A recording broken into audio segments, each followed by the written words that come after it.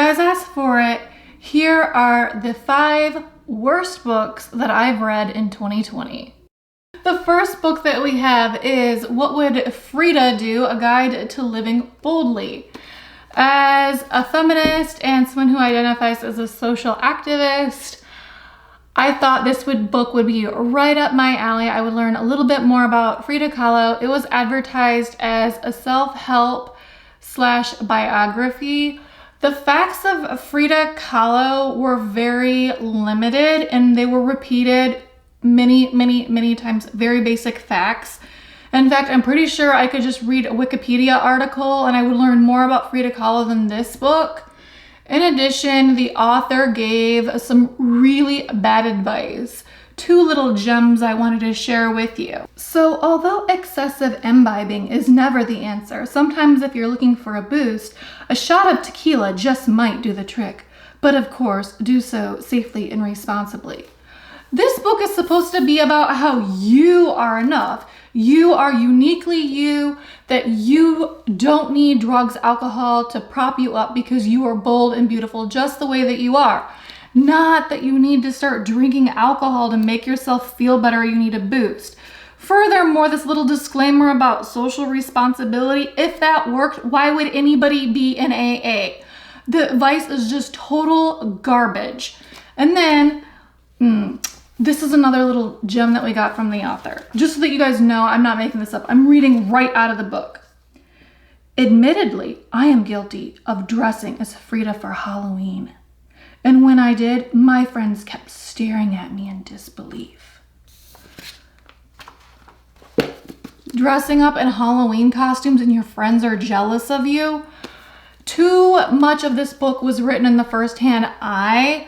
When I picked up this book as a reader, Frida Kahlo was my main focus.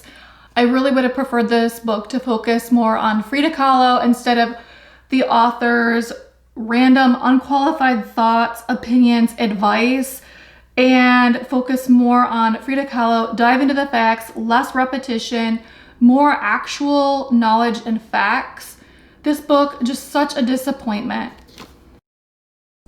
The second book, this is Memories in the Drift by Melissa Payne. We have Claire. This is a fictional book.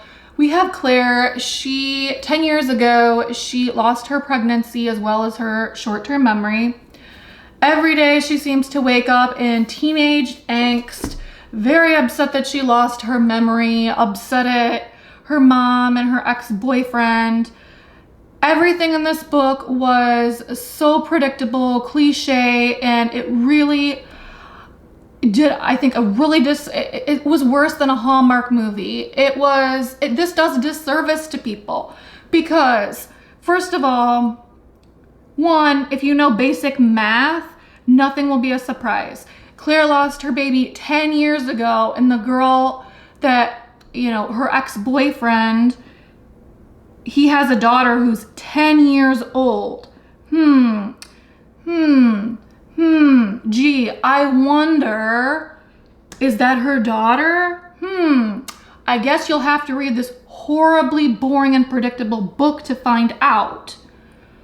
And also, they kept saying, forgive the alcoholic mother. And then she just barges into Claire's life, beats on her door, swoops into her room with all of these desserts on a daily basis with little note cards of how much she loves her. It's totally unrealistic. People move on after 10 years. People don't just sit around with no job and write you little love notes all day long, every day with the homemade baked good.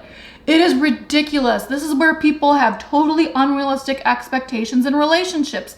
This book is very likely going to cause people to get divorced because they have totally unrealistic expectations about love and relationships. And romanticizing this, getting hung up on something that happened 10 years ago, people need to move on. And there's also such thing as healthy boundaries. You can forgive somebody. It doesn't mean that you forget and don't have healthy boundaries. If somebody's a hot mess, you don't have to have them into your home to destroy everything you've ever worked for in your life. You can forgive that person. You can love that person. It doesn't mean that you have to let them into every single avenue of your life to just gut you. It's very frustrating. They also have a very bad depiction of blended families. Recently, I attended a talk about the difficulties of blended families, that there are many couples who get married thinking, hey, this is gonna be like the Brady Bunch. We're all gonna get together. Things are gonna be smooth sailing. Things are gonna be wonderful. Just give it a few weeks. Everybody will be smiling and happy in no time. Actually, I have read articles where it takes up to 10 years for a blended family to actually come together and feel like a blended family. 10 years. In this book, they have people that just glance at each other and they're instantly, everything's so great and wonderful and the warm, cozy feelings. It's ridiculous. It gives people unrealistic expectations of love and of a blended family. And people think, oh, there's something wrong with me if it's not working out. If it's not working out, seek counseling, because that is totally normal, and that you need to adjust your expectations to say, you know what, we might not be the Brady Bunch after 2 years. This may be a multi-year process to get everybody aligned and on the same page and, establish healthy rules and boundaries for all parties and unlearn maybe some detrimental things that have been picked up from prior relationships and all the baggage that comes along with that. They never touch on that stuff, and it was very disheartening in this book, and I was really disappointed. The third book we have, Pride and Prejudice by Jane Austen. Ugh, I know lots of people love Jane Austen. The main characters, the female characters, the Bennet sisters, they just sit around and they complain about men all the time. They don't do anything to improve their own situation. At least in some of the other classics from the 1800s, the women are writing, or they're becoming teachers. They're doing something to try to better themselves, improve themselves. They aren't just sitting around complaining about a man, waiting for a man to rescue them. It was just, ugh. I didn't like it. I didn't care about the characters. It seemed to bounce from scene to scene. But I wasn't emotionally involved or attached to any of the characters. I didn't care. There was a scene where one of the male characters, I believe it's Mr. Darcy, didn't want to dance at the dance. It was this big thing. Mr. Darcy doesn't want to dance at the dance. How could he? Oh, he's so prejudiced. Oh, he's so proud. I don't care. Guess what? 200 years have passed. Nothing's changed. If there's a high school dance, what will happen is all the girls line up in the the gymnasium or whatever, and they look all nervous. They're like, oh, I'd love to dance. I would love to dance. I would love to dance. And then all the guys, they're in the other side of the gym. They're playing basketball. They don't want to dance. They're just having fun playing b-ball. You know what? Things haven't changed. Get over it. I don't care. I don't care. I'm supposed to be invested in that. No, I was not. And then Mr. Bingley, he starts courting one of the sisters, and then he kind of runs off. Guess what? That stuff happens. Hopefully he just found somebody on Tinder and just went away. You know what? I don't care. I don't care. That stuff happens. You can't wrap yourself up into somebody like that. They're not committed. He didn't make a proposal. You just put all your eggs in one basket and sit around and mope for months and months and months. Move on. Move on. I don't care. It was just, I didn't like it. I am reading more Jane Austen this year because 2021. I must be a glutton for punishment. So hopefully things will get better. I just didn't care for Jane Austen. All right, this is The Last to See Her by Courtney Evan Tate. This is a thriller, or it was supposed to be. We have a character named Jen, she has a cheating husband. She goes away for a weekend trip with her sister. She throws her wedding ring off the top balcony.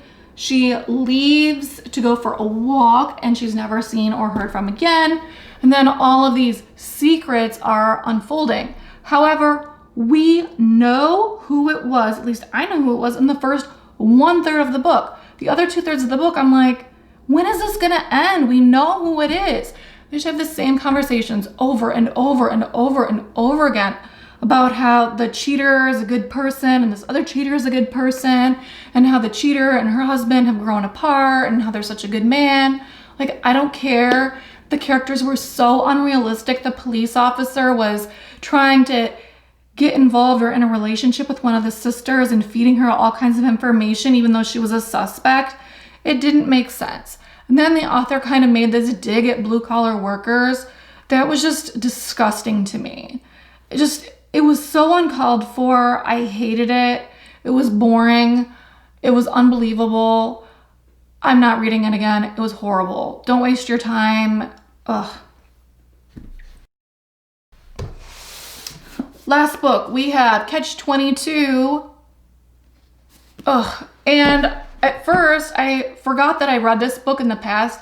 I have read this book in the past, and it was so horrible, I blocked it out. And I thought, maybe it'll be better the second time around. No, it was not. So what this book is supposed to be about, it's this guy named Yossarian. This is in World War II. He is fighting on the US side. He is stationed in this little island off the coast of Italy called Pianosa. It's a fictional island. However, he wants to get out of serving, doing his duty or whatever, his tour, because they keep raising the amount of missions that you have to complete to get out of serving.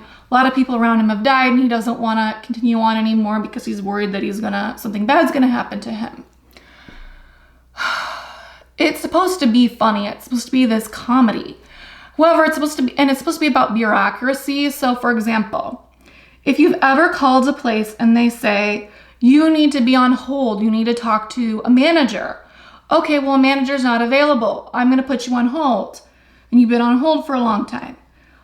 Oh, a manager's not available, but you have to speak to a manager. You're just on hold for a really long time. Like, that might be funny, like the first time, but then when you see it just happening over and over and over and over, these circular conversations, you're like, okay, well, when is this gonna end? Like, it's not that funny, especially when you know it happens so often throughout the book. I mean, this was 20 hours to read. Can you imagine 20 hours of that? It wasn't funny. There was this Hulu miniseries out there. I felt like I thought the miniseries was better than the book. There were some spots of the miniseries I thought were slow. They also kind of pumped it up a little bit from the book. But they took the best parts of the book and they cut the rest. So if you're interested in Catch-22, I would watch the Hulu miniseries and see if you like it. But I absolutely hate that book. It's just not funny. And it was so long. What books were the worst books that you've read in 2020? Help me steer clear of the worst ones in 2021. And what books are you most looking forward to reading in 2021? If you believe that books create ideas and ideas change the world, let's change the world one book at a time. Make sure you're subscribed to my channel. I'm Lisa of Troy. Peace.